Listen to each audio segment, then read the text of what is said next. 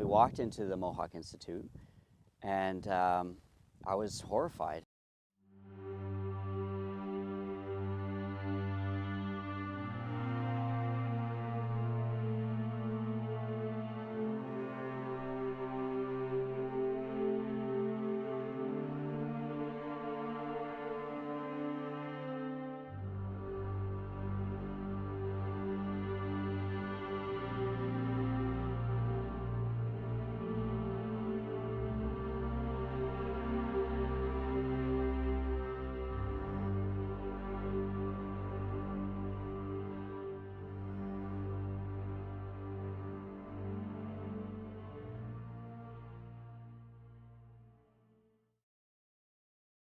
They would also do mean things like push their fingernail under your fingernail, us little ones.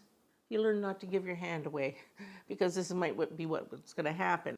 And I know that there was some kind of sexual assault on some of the girls. And again, they felt they had no recourse. Because if I'm going to tell you, and you're the officer, what are you going to do about it? You're not going to do anything. Even if I tried to go ahead beyond you, it was Reverend Zimmerman, and he was also a perpetrator.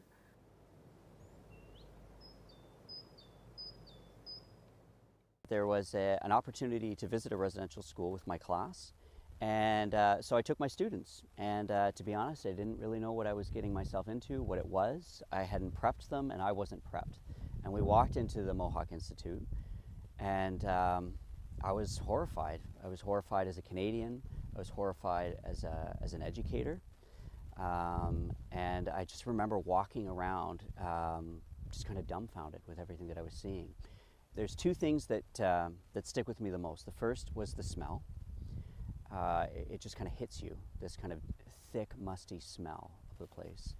And then the other was the closet, where they would put kids in for solitary confinement for hours and sometimes days at a time. I didn't know such a place like that could exist in Canada. To know and to be able to go there and see things and hear the stories and empathize with the kids that were there, because what you're seeing is an adult, but it wasn't, we were kids. Mm-hmm. And it's like kind of tell these stories from a kid's perspective. Can you turn that off? Turn everything off for a minute?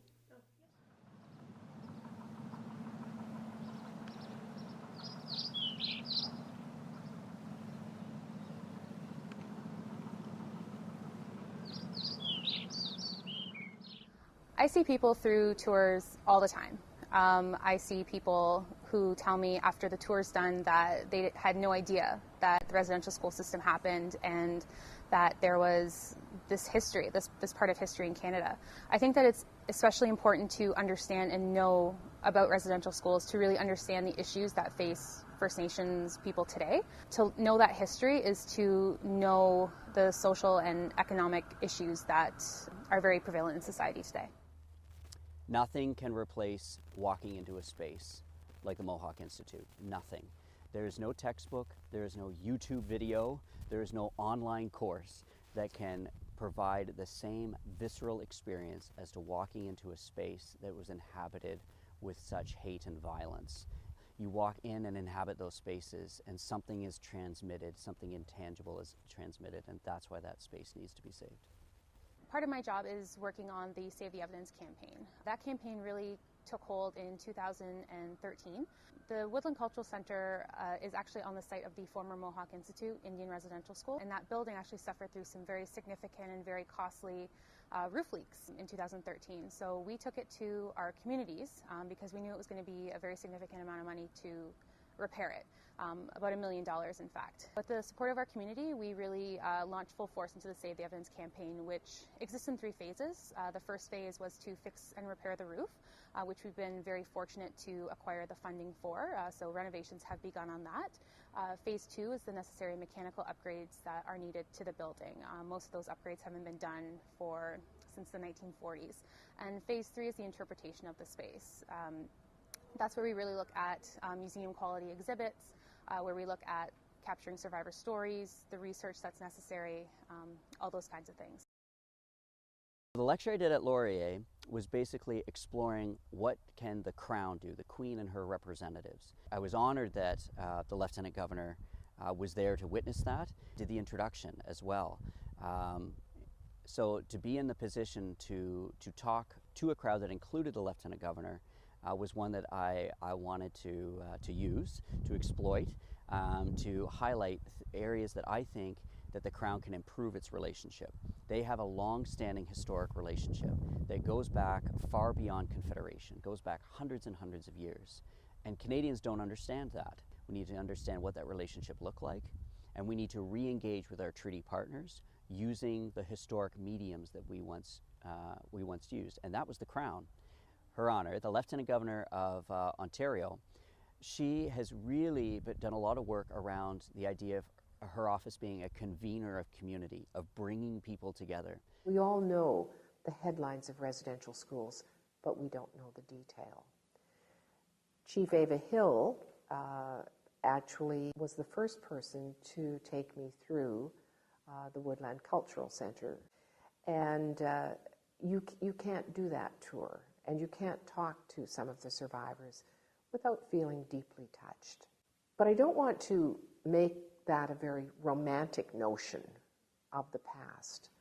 I think actually that we're at a very hopeful moment of time.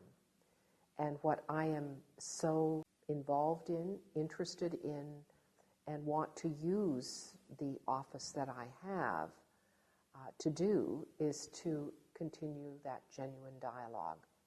And that means bringing people together, and it means listening, and it means education. So it's the people of Canada's responsibility, because we are the ones that make government accountable.